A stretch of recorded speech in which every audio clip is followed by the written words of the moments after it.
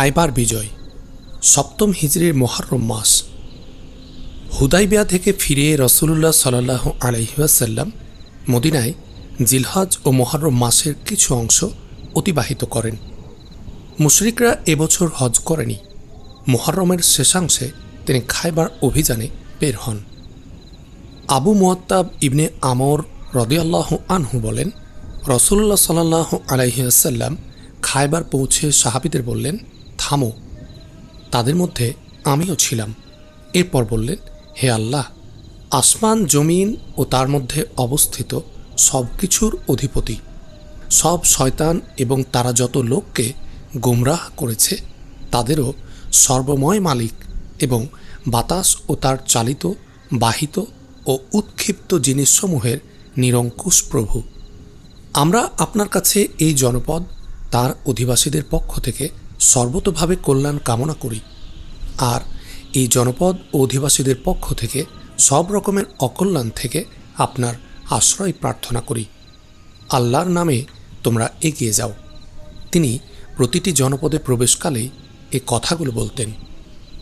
আনাস ইবনে মালিক রাদিয়াল্লাহু আনহু বলেন, রাসূলুল্লাহ সাল্লাল্লাহু আলাইহি ওয়াসাল্লাম সকালবেলা ছাড়া কোনো জনগোষ্ঠীর উপর আক্রমণ করতেন না। সেখানে আজান শুনলে থেমে যেতেন, আজান না শুনলে আক্রমণ চালাতেন। আমরা রাতের বেলা খায়বারে পৌঁছে যাত্রা বিরতি করলাম।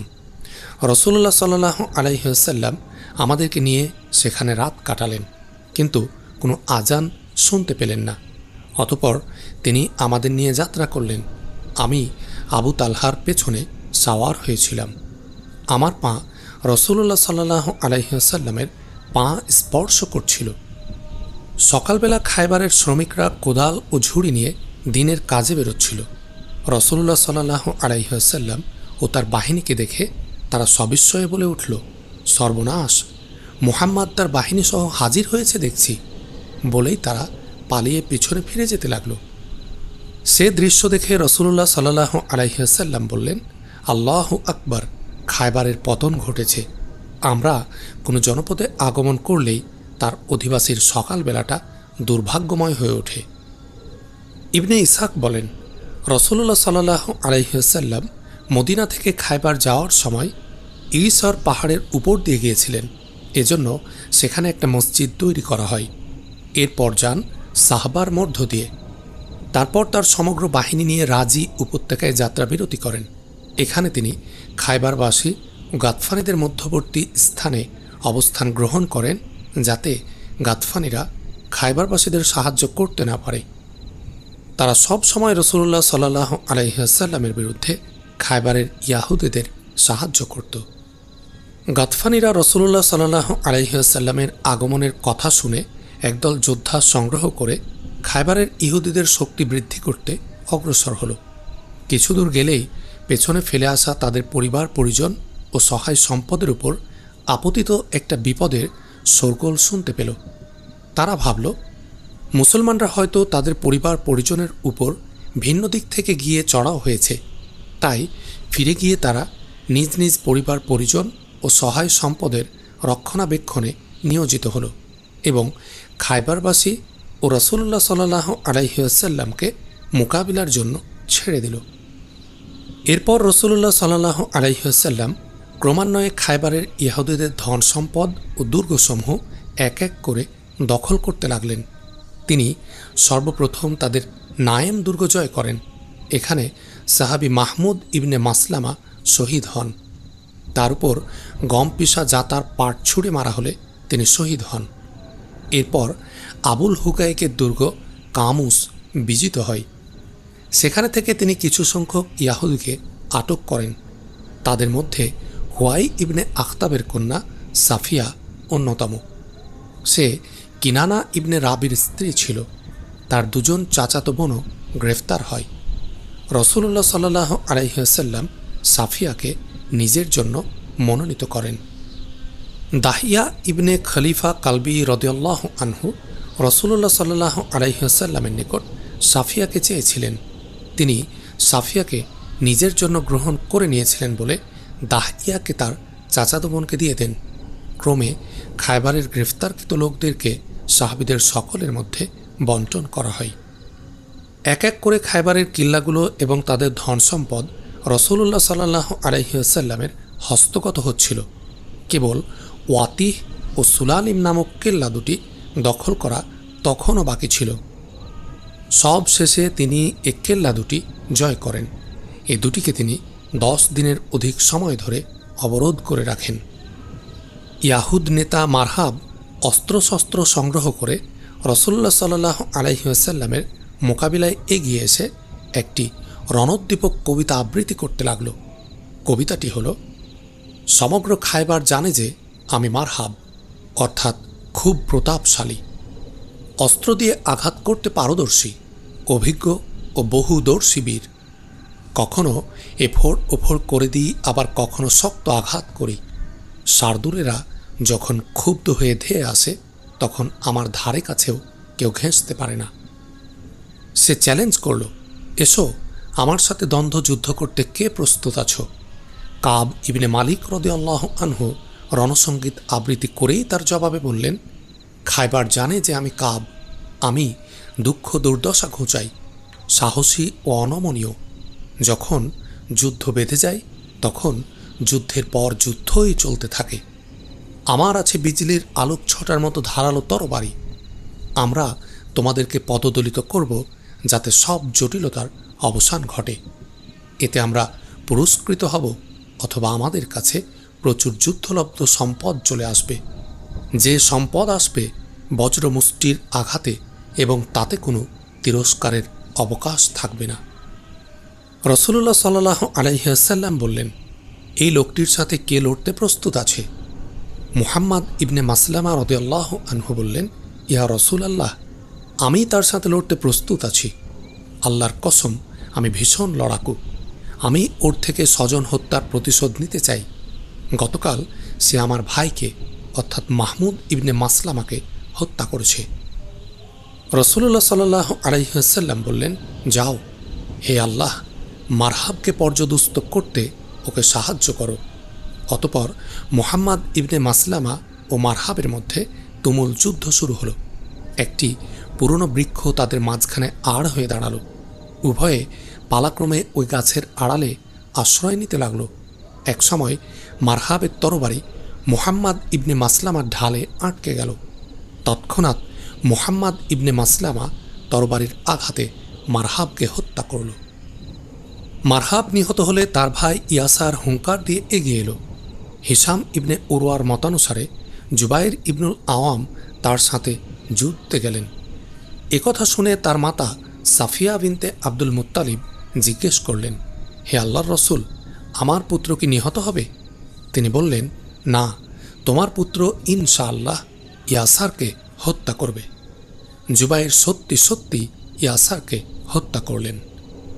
সালামা ইবনে আমর ইবনে আকওয়া বলেন, রাসূলুল্লাহ সাল্লাল্লাহু আলাইহি ওয়াসাল্লাম খায়বারে কোনো একটি দুর্গ অধিকার করার জন্য আবু বকর সিদ্দিক রাদিয়াল্লাহু আনহুকে পতাকা দিয়ে পাঠালেন। তিনি যুদ্ধ করলেন। অনেক চেষ্টা করেও তিনি দুর্গ জয় করতে না পেরে ফিরে এলেন। পরদিন উমার ইবনুল খাত্তাব রাদিয়াল্লাহু আনহুকে পাঠালেন। তিনিও তুমুল যুদ্ধ করলেন, কিন্তু অকৃতকার্য হয়ে ফিরে এলেন। তখন রাসূলুল্লাহ সাল্লাল্লাহু আলাইহি ওয়াসাল্লাম বললেন, কাল সকালে আমি এমন একজনকে পতাকা দেব যিনি আল্লাহ ও তার রসুলকে ভালোবাসেন। আল্লাহ তার হাতেই দুর্গ জয় করাবেন।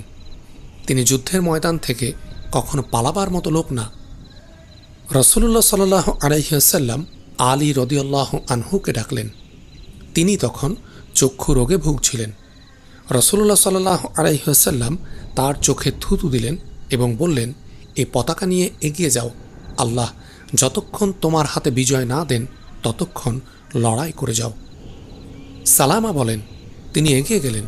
শত্রুকে কাবু করার মতো প্রচণ্ড বল, বীর্য ও পরাক্রম ছিল তার। তিনি শুধু হেলে দুলে পায়তারা দিয়ে ছুটে বেড়াচ্ছিলেন। আমরা তার পেছনে তার অনুসরণ করলাম। তিনি কিল্লার নিচে একটা পাথর স্তূপের মধ্যে পতাকা স্থাপন করলেন। অপর থেকে একজন ইয়াহুদি তাকে দেখে জিজ্ঞেস করল, তুমি কে? তিনি বললেন, আমি আবু তলিবের পুত্র। ইয়াহুদ বলল, তাওরাতের শপথ, তোমরা বিজয়ী হয়েছ।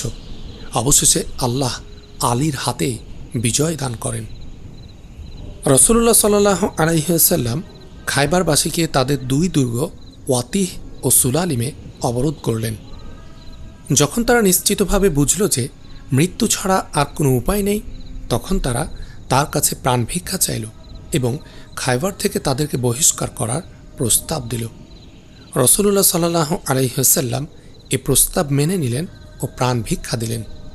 ইতিপূর্বেই তিনি তাদের আশাক আর নাতাহা ও আল কুতাইবার ভূমিসহ সমস্ত স্থাবর অস্থাবর সম্পদ এবং ওই দুটি দুর্গ ছাড়া সকল দুর্গ অধিকার করে নিয়েছিলেন। ফাদাকবাসী সমস্ত খবর জানতে পারল। তারা রাসূলুল্লাহ সাল্লাল্লাহু আলাইহি ওয়াসাল্লামকে তাদের প্রাণ ভিক্ষা দিয়ে বিতাড়িতকরণ এবং জমিজমা ও ধন সম্পদ হস্তগত করার অনুরোধ জানালো। রাসূলুল্লাহ সাল্লাল্লাহু আলাইহি ওয়াসাল্লাম তাদের অনুরোধ গ্রহণ করলেন। ইহুদিদের পক্ষ থেকে যারা এই অনুরোধ নিয়ে রাসূলুল্লাহ সাল্লাল্লাহু আলাইহি ওয়াসাল্লামের নিকট গিয়েছিল, তাদের মধ্যে মুহাইসা ইবনে মাসউদ ছিলেন অন্যতম। সে ছিল বনু হারেসার লোক। খায়বারবাসী এই ব্যবস্থা প্রথমে মেনে নেয়, কিন্তু পরে অনুরোধ করে যে আমাদেরকে বহিষ্কার না করে অর্ধেক বর্গাভাগের ভিত্তিতে জমি চাষের কাজে নিয়োজিত করুন। তারা যুক্তি দেখাতে গিয়ে বলে যে এখানকার জমিজমা আমরাই ভালো আবাদ করতে সক্ষম এবং এ কাজে আমরাই সবচেয়ে অভিজ্ঞ ও পারদর্শী। রাসূলুল্লাহ সাল্লাল্লাহু আলাইহি ওয়াসাল্লাম এ প্রস্তাব মঞ্জুর করে তাদের সাথে আপোষ রফা করলেন। তবে শর্ত আরোপ করলেন যে আমরা ইচ্ছা করলেই তোমাদেরকে উচ্ছেদ করার অধিকার আমাদের থাকবে। ফাদাকবাসীও এই শর্তে তার সাথে আপোষ করল। এভাবে খায়বার মুসলমানদের যৌথ সম্পদ ও ফাদাক রাসূলুল্লাহ সাল্লাল্লাহু আলাইহি ওয়াসাল্লামের ব্যক্তিগত সম্পদে পরিণত হলো, কেননা ফাদাক জয় করতে সামরিক অভিযানের প্রয়োজন পড়েনি। এসব আপোষ রফার পর রাসূলুল্লাহ সাল্লাল্লাহু আলাইহি ওয়াসাল্লাম যখন স্বস্তির নিঃশ্বাস ফেললেন, ঠিক তখনই সাল্লাম ইবনে মুসকামের স্ত্রী জয়নাব বিনতে হারেস তাকে একটি ভুনা বকরির উপহার দিল। ভুনা ছাগলটি পাঠানোর আগে সে জিজ্ঞেস করে, রাসূলুল্লাহ সাল্লাল্লাহু আলাইহি ওয়াসাল্লাম বকরির কোন অংশ খেতে বেশি পছন্দ করেন? তাকে জানানো হলো যে তিনি উরু বা রানের গোশত বেশি পছন্দ করেন। তখন সে উরুতে বেশি করে বিষ মিশিয়ে দেয়। অতপর পুরো ছাগলটিকে সে বিষাক্ত করে রাসূলুল্লাহ সাল্লাল্লাহু আলাইহি ওয়াসাল্লামের নিকট নিয়ে আসে। তা থেকে রাসূলুল্লাহ সাল্লাল্লাহু আলাইহি ওয়াসাল্লাম এক টুকরো গোশত চিবালেন, কিন্তু গিললেন না। সাহাবী বিশর ইবনে বারা ইবনে মারুরও তার সাথে বসে খাচ্ছিলেন। বিশরও এক টুকরো গোশত মুখে নিয়ে চিবালেন, তিনি গিলে ফেললেন, কিন্তু রাসূলুল্লাহ সাল্লাল্লাহু আলাইহি ওয়াসাল্লাম উগরিয়ে ফেলে দিলেন। তিনি বললেন, এই হাড্ডিটা আমাকে জানিয়ে দিচ্ছে যে তা বিষাক্ত। অতপর তিনি মহিলাকে ডেকে জিজ্ঞেস করলেন। সে স্বীকারোক্তি করল। তিনি তাকে জিজ্ঞেস করলেন, এমন কাজ কেন করলে? সে বলল, আপনি আমার কওমের সাথে কী আচরণ করেছেন তা আপনার জানা আছে। আমি ভাবলাম আপনাকে এভাবে বিষ খাওয়াবো। আপনি যদি কোনো রাজা বাদশাহ হয়ে থাকেন তাহলে আপনার হাত থেকে উদ্ধার পাব, আর যদি নবী হয়ে থাকেন তাহলে তা আপনাকে আল্লাহর তরফ থেকে সাবধান করে দেয়া হবে। এ কথা শুনে রাসূলুল্লাহ সাল্লাল্লাহু আলাইহি ওয়াসাল্লাম তাকে মাফ করে দিলেন, কিন্তু বিশর যে টুকরাটি খেয়েছিলেন তাতেই তিনি মারা গেলেন। খায়বার বিজয় সম্পন্ন করার পর রাসূলুল্লাহ সাল্লাল্লাহু আলাইহি ওয়াসাল্লাম ওয়াদিউল কুরাতে চলে গেলেন। সেখানকার অধিবাসীদের কয়েকদিন অবরোধ করে রাখলেন। অতপর মদিনা চলে গেলেন। খায়বার কিংবা পথিমধ্যে কোনো এক জায়গায় রাসূলুল্লাহ সাল্লাল্লাহু আলাইহি ওয়াসাল্লাম সাফিয়ার সাথে বাসর রাত কাটান।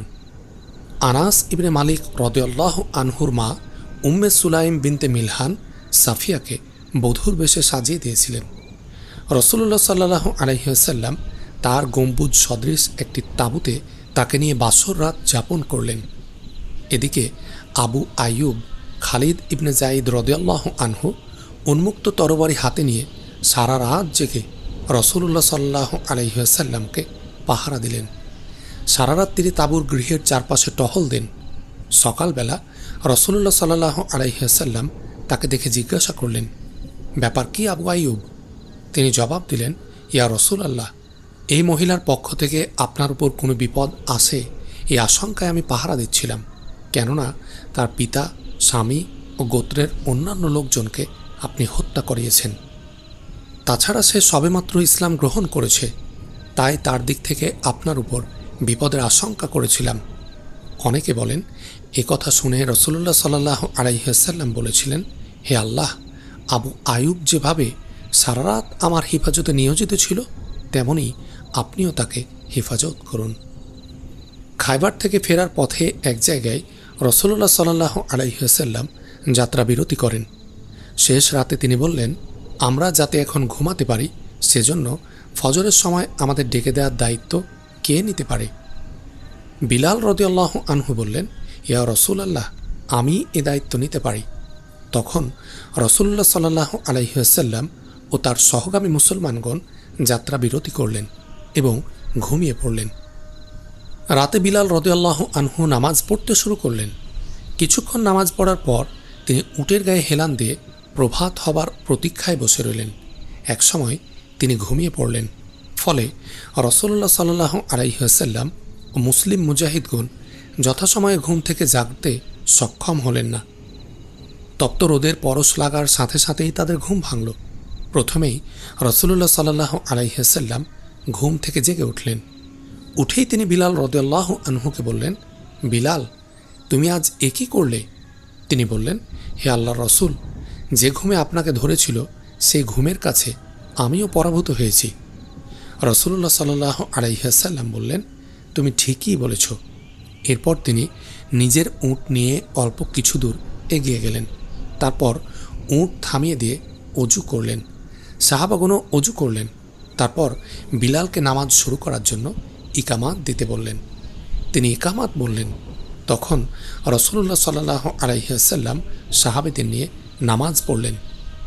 নামাজ শেষে তিনি সাহাবীদের দিকে ফিরে বললেন, তোমরা কখনো নামাজ পড়তে ভুলে গেলে স্মরণ হওয়া মাত্রই তা পড়ে নেবে, কেননা আল্লাহ বলেছেন, আমাকে স্মরণ করার জন্য নামাজ কায়েম করো। খায়বার বিজয়ের পর রাসূলুল্লাহ সাল্লাল্লাহু আলাইহি ওয়াসাল্লাম ইবনে লুকাইম আব্বাসীকে রাদিয়াল্লাহু আনহু খায়বারের যাবতীয় মুরগি, গৃহপালিত প্রাণী পুষতে দিয়েছিলেন। সফর মাসে খায়বার বিজয় সম্পন্ন হয়।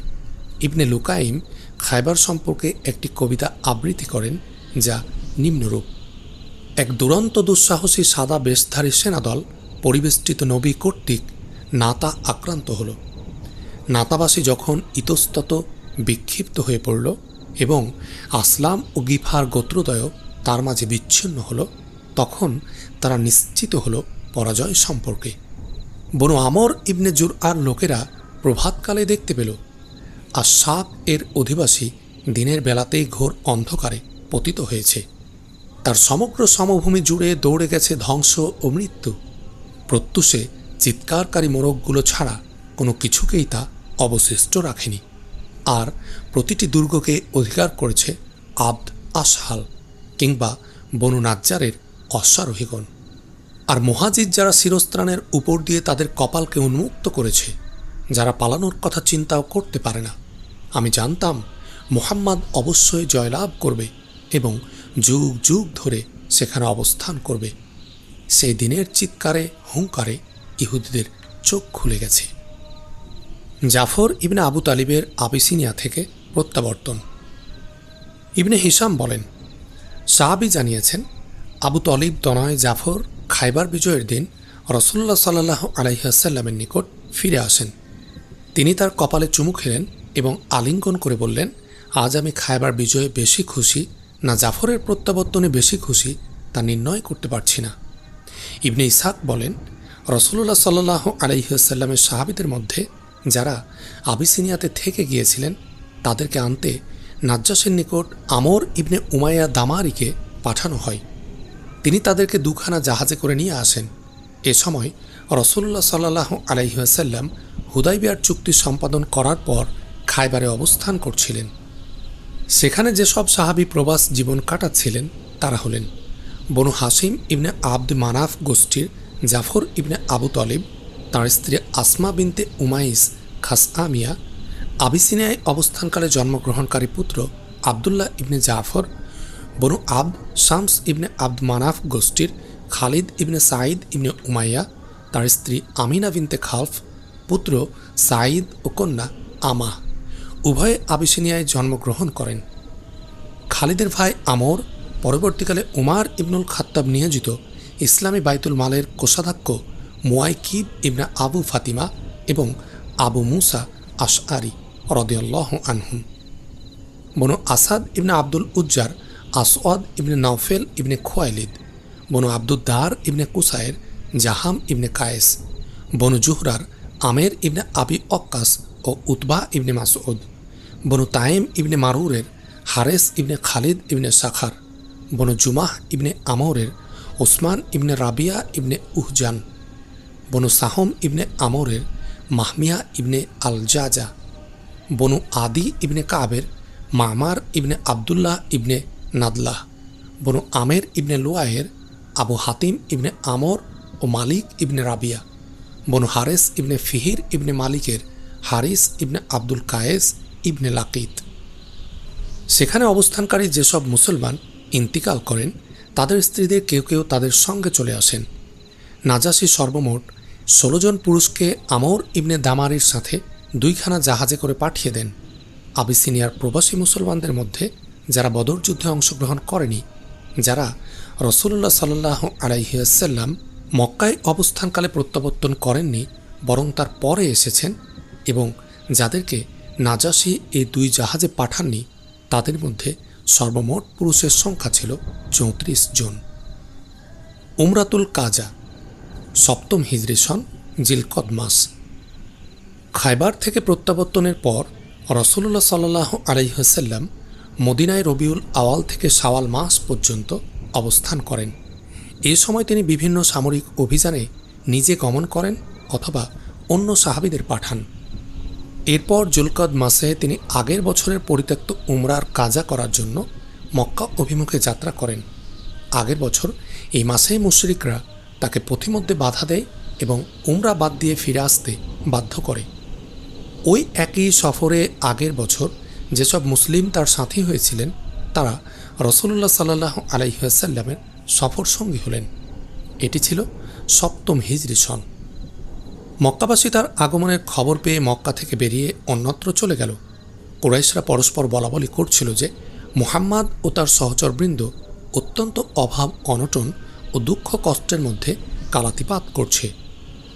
ইবনে আব্বাস রাদিয়াল্লাহু আনহু বলেন, কুরাইশরা রাসূলুল্লাহ সাল্লাল্লাহু আলাইহি ওয়াসাল্লাম ও তার সাহাবাদের দেখবার জন্য তাদের সম্মিলন গৃহ দারুন নাদওয়াতে সারিবদ্ধ হয়ে দাঁড়ালো। রাসূলুল্লাহ সাল্লাল্লাহু আলাইহি ওয়াসাল্লাম যখন মসজিদুল হারামে প্রবেশ করলেন তখন তার চাদর ডান বগলের নিচে এবং বাম কাঁধের উপর পেঁচিয়ে পড়লেন এবং তার ডান হাত উঁচু করে ডান বগল ফাঁক করে বললেন, আজকে যে ব্যক্তি নিজেকে শক্তিমান বলে জাহির করবে আল্লাহ তার উপর রহমত করবেন।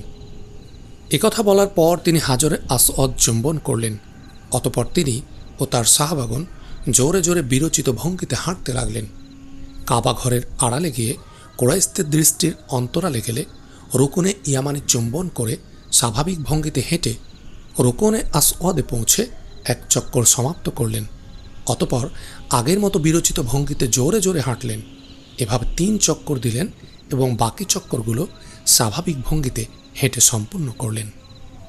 এই সফরে রাসূলুল্লাহ সাল্লাল্লাহু আলাইহি ওয়াসাল্লাম ইহরাম অবস্থায় মাইমুনা বিনতে হারিসকে রাদিয়াল্লাহু আনহা বিয়ে করেন। আব্বাস ইবনে আব্দুল মুত্তালিব রাদিয়াল্লাহু আনহু এই বিয়ের উদ্যোক্তা ছিলেন। রাসূলুল্লাহ সাল্লাল্লাহু আলাইহি ওয়াসাল্লাম 3 দিন মক্কায় অবস্থান করলেন। তৃতীয় দিন হুয়াইতিব ইবনে আব্দুল উজ্জার নেতৃত্বে কুরাইশদের কয়েকজন এসে রাসূলুল্লাহ সাল্লাল্লাহু আলাইহি ওয়াসাল্লামকে বলল, তোমরা মক্কায় থাকার মেয়াদ শেষ হয়ে গেছে, অতএব তুমি মক্কা ত্যাগ করো। কুরাইশরা তাকে রাসূলুল্লাহ সাল্লাল্লাহু আলাইহি ওয়াসাল্লামের চলে যাওয়ার ব্যবস্থা করার দায়িত্ব দিয়েছিল। রাসূলুল্লাহ সাল্লাল্লাহু আলাইহি ওয়াসাল্লাম বললেন, এখানে তোমাদের উপস্থিতিতে আমি যদি বিয়ে সম্পন্ন করি এবং তোমাদের জন্য খাবারের আয়োজন করি আর তোমরা তাতে যোগ দাও তাহলে ক্ষতি কী? তারা বলল, তোমার খাবারে আমাদের প্রয়োজন নেই, তুমি চলে যাও। রাসূলুল্লাহ সাল্লাল্লাহু আলাইহি ওয়াসাল্লাম মক্কা ত্যাগ করলেন। নিজের ভৃত্য আবু রাফেকে তিনি মাইমুনা রাদিয়াল্লাহু আনহার দেখাশোনার জন্য রেখে গেলেন। রাসূলুল্লাহ সাল্লাল্লাহু আলাইহি ওয়াসাল্লাম তানাইমের নিকটবর্তী সারেফে পৌঁছলেন। আবু রাফে মাইমুনা রাদিয়াল্লাহু আনহাকে নিয়ে তার কাছে উপস্থিত হল এখানে রাসূলুল্লাহ সাল্লাল্লাহু আলাইহি ওয়াসাল্লাম মাইমুনা রাদিয়াল্লাহু আনহার সাথে বাসর রাত যাপন করলেন এবং পরে মদিনায় ফিরে গেলেন। ইবনে হিশাম বলেন, আবু উবাইদার বর্ণনা মতে এই সফর শেষে আয়াত নাজিল হয়, আল্লাহ তার রসুলের স্বপ্ন সত্যে পরিণত করেছেন। স্বপ্নে তাকে জানিয়ে দিয়েছিলেন যে তোমরা অবশ্যই মসজিদুল হারামে নিরাপদে ও নির্ভীকভাবে মাথা মুন্ডিয়ে বা চুল ছেঁটে প্রবেশ করবে। তোমরা যা জানতে পারোনি আল্লাহর রসুল তা জেনেছেন, অতঃপর তার অব্যবহিত পরে নির্ধারিত রেখেছেন আসন্ন বিজয়। সূরা আল ফাতাহ। মুতার যুদ্ধ ৮ম হিজরি সন জামাদিউল উলা। জুলহজের বাকি অংশ এবং রবিউস সানি পর্যন্ত তিনি মদিনাতেই কাটালেন। এ বৎসর মুশরিকরা হজে নেতৃত্ব ও তত্ত্বাবধান করল। জাইদ ইবনে হারিসার নেতৃত্বে জামাদিউল আওয়াল মাসে তিনি মুসলমানদের একটি বাহিনীকে সিরিয়া অভিযানে পাঠান। এই বাহিনী মুতা নামক স্থানে যুদ্ধের সম্মুখীন হয়। রাসূলুল্লাহ সাল্লাল্লাহু আলাইহি ওয়াসাল্লামের নির্দেশ ছিল যে জাইদ যদি শহীদ কিংবা আহত হন তাহলে জাফর, এবং জাফর শহীদ কিংবা আহত হলে আবদুল্লাহ ইবনে রওয়াহা সেনাপতির দায়িত্বে নিয়োজিত হবেন। ৩,০০০ মুসলমান যুদ্ধযাত্রার প্রস্তুতি নিলেন। মুসলমানগণ তাদের বিদায় ও সালাম জানাতে এলে আবদুল্লাহ ইবনে রওয়াহা কেঁদে ফেললেন। লোকেরা জিজ্ঞাসা করল, আপনি কাঁদছেন কেন? তিনি বললেন, দুনিয়ার মোহে কিংবা তোমাদের মায়ায় কাঁদছি না। আমি রাসূলুল্লাহ সাল্লাল্লাহু আলাইহি ওয়াসাল্লামকে কোরআনের একটি আয়াত পড়তে শুনেছি। সে আয়াতে দোজখের উল্লেখ করে বলা হয়েছে, তোমাদের প্রত্যেককে ওই জাহান্নামের কাছে আসতে হবে। এটা তোমার প্রতিপালকের চূড়ান্ত সিদ্ধান্ত।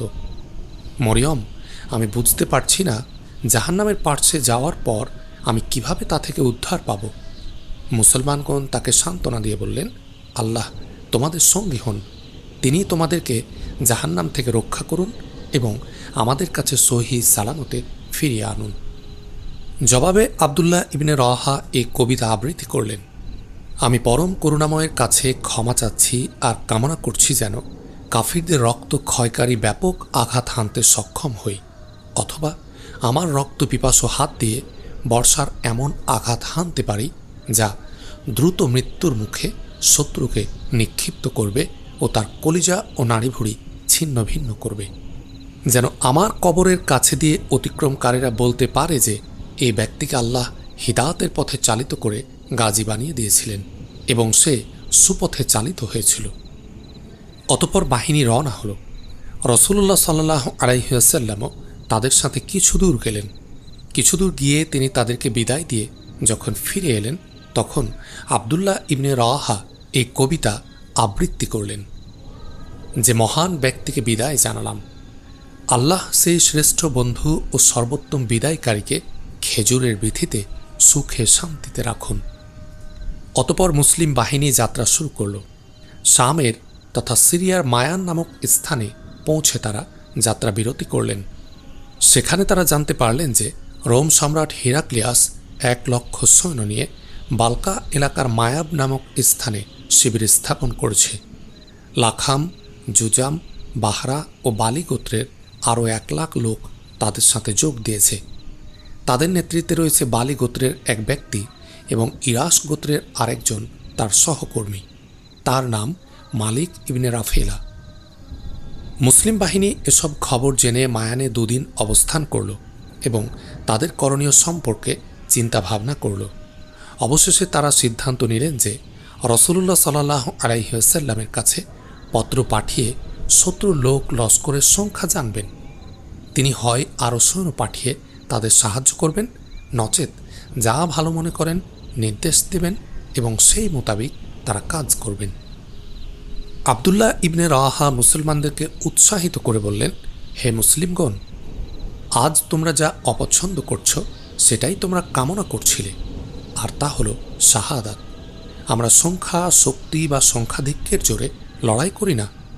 যে জীবন ব্যবস্থার দ্বারা আল্লাহ আমাদেরকে সম্মানিত করেছেন তার জন্য আমরা লড়াই করি।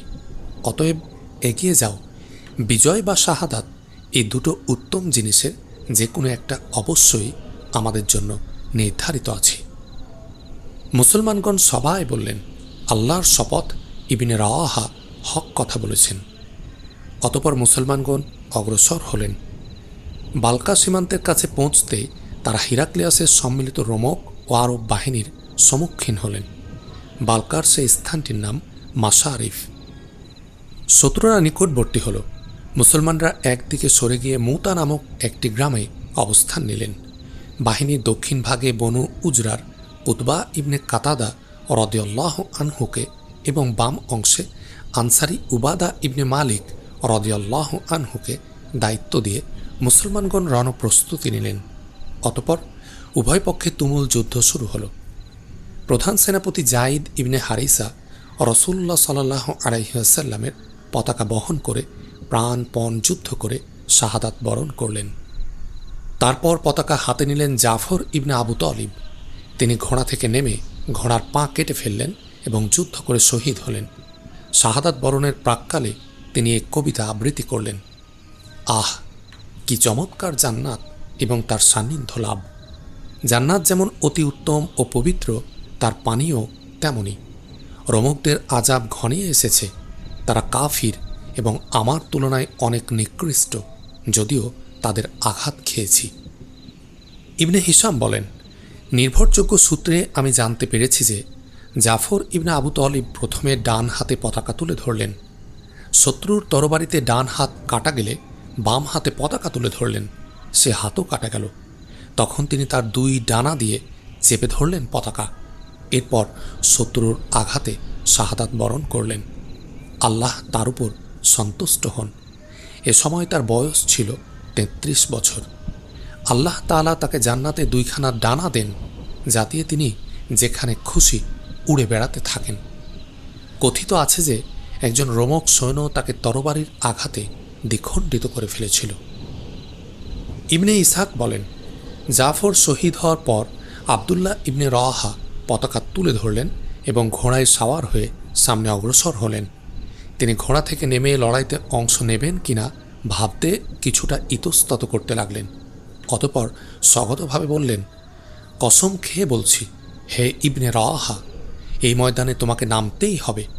হয় তোমাকে নামতেই হবে, নচেত তোমাকে তা অপছন্দ করতে হবে। সকল মানুষ যদি রণহুঙ্কার দিয়ে জমায়েত হয়ে থাকে এবং তাদের মধ্যে কান্নার রোলও পড়ে থাকে, তোমাকে কেন জান্নাত সম্পর্কে নিস্পৃহ দেখছি?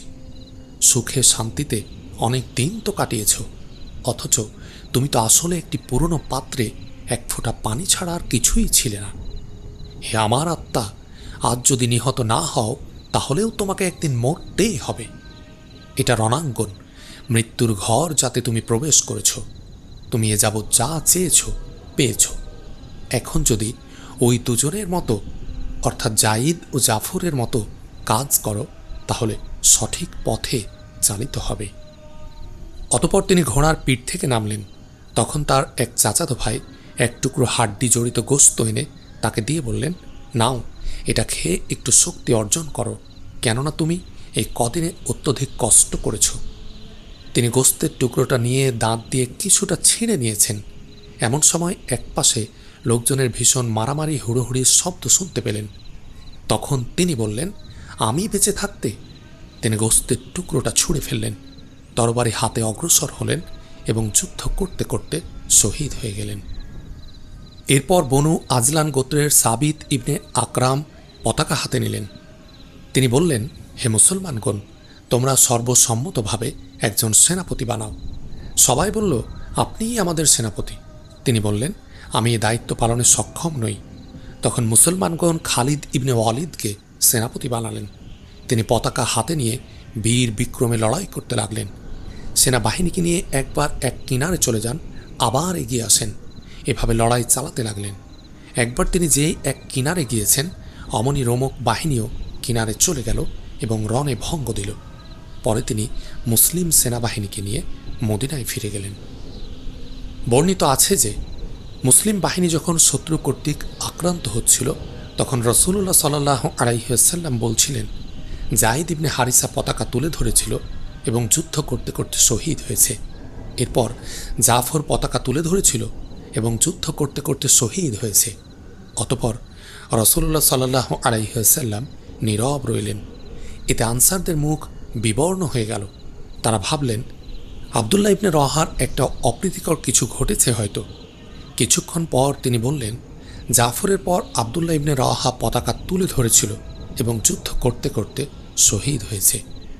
অতঃপর বললেন, আমি স্বপ্নে দেখেছি যে এই 3 জনকে জান্নাতে সোনার পালঙ্কে আরোহণ করানো হয়েছে। আমি দেখলাম আবদুল্লাহ ইবনে রওয়াহার পালঙ্ক খানিকটা বাঁকা। আমি জিজ্ঞাসা করলাম এটা কী কারণে হয়েছে। আমাকে জবাব দেয়া হলো যে জাইদ ও জাফর মুহূর্তে মাত্র বিলম্ব না করে যুদ্ধে ঝাঁপিয়ে পড়েছিল। খালিদ লোক লস্কর নিয়ে মদিনায় ফিরে চললেন। মদিনার নিকটবর্তী হলে রাসূলুল্লাহ সাল্লাল্লাহু আলাইহি ওয়াসাল্লাম ও সাধারণ মুসলমানরা তাদেরকে অভ্যর্থনা জানাতে এগিয়ে গেলেন। বিশেষত শিশু ও বালক বালিকারা অধিকতর দ্রুত গতিতে দৌড়ে এগোতে লাগল।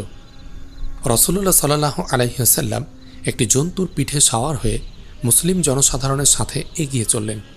তিনি বললেন, তোমরা শিশুদেরকে নিজ নিজ সাওয়ারির পিঠে তুলে নাও আর জাফরের ছেলেকে আমার কাছে দাও। আবদুল্লাহ ইবনে জাফরকে রাসূলুল্লাহ সাল্লাল্লাহু আলাইহি ওয়াসাল্লামের কাছে আনা হলো। তিনি তাকে সাওয়ারির উপর নিজের সামনে বসালেন।